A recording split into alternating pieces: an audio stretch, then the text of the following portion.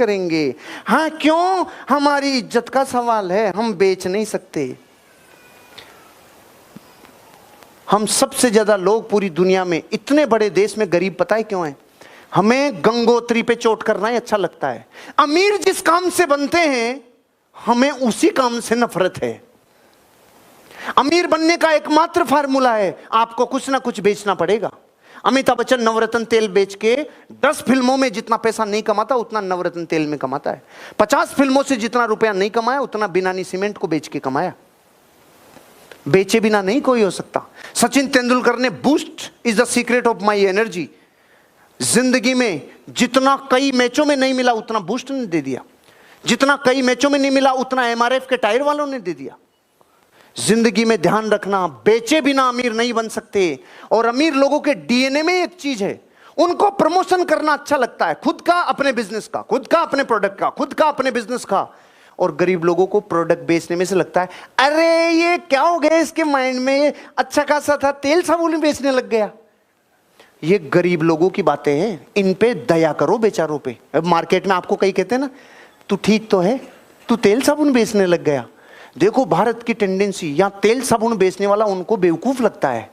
देखो आप, गरीबी की रगें कितनी मजबूत है, उसकी जड़ें कितनी मजबूत है। देखो आप क्या बोलते हैं, तेल साबुन बेचता है, तू तो अच्छा खासा नौकरी करता था।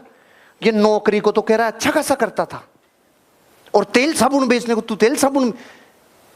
बाय डिफॉल्ट गरीब है हम, हमारे सॉफ्टवेयर में ही गरीबी डली हुई है। क्यों? यहां बेचने को गलत समझा जाता है। अब गलत समझा कौन जाता है? जो ज्यादा है वही समझेंगे।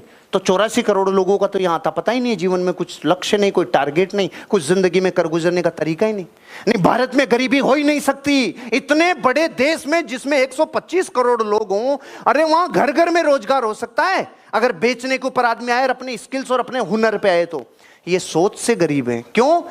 गंगोत्री पे चोट कर दी, बेचना ही उसको बेकार लगता है, और बेचे बिना कोई अमीर बन नहीं सकता।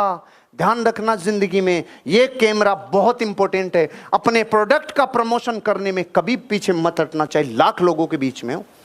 अभी ये महेंद्र जी वहां हिसार गए थे, ब्यूटी पार्लर कॉन्फ्रेंस थी बहुत बड़ी, 5 स्टार होटल में। इनका नंबर आया, कॉन्फ्रेंस ब्यूटी पार्लर की नंबर आया, और हिसार की 5 स्टार होटल में अपने एलिमेंट्स की गूंज गुंजा दी इन्होंने, जबरदस्त तरीके से तूफान मचा दिया वहां पे क्रीम्स और अपने प्रोडक्ट्स का। कभी पीछे मत हटना अपने प्रोडक्ट के प्रमोशन के लिए। अमीर बनने वाले लोग अपना और अपने प्रोडक्ट का प्रचार करते हैं। मुझे मेरे गुरु ने बोला था, अगर तुझे सफलता चाहिए तो तू सफलता के पीछे मत दौड़े, सफल आदतें बना ले। सफल आदतें क्या थी? उन्होंने कहा था कम खा ले कुछ साल, कम सो ले कुछ साल। कम खाने से कम सोने से कोई नहीं मरा रे, ज्यादा खाने से और ज्यादा सोने से कई उठे ही नहीं। अब आपको अपनी जिंदगी में यह तय करना है कि मेरी आदतें कौन सी बनाऊं। सफल आदतें बनाऊंगा तो सफल होऊंगा, आदतें ये सफल तो रिजल्ट तो आएगा ही आएगा। अरे रुग्ण माता पिता की जो संतान होगी वो बाहुबली हो सकती है क्या?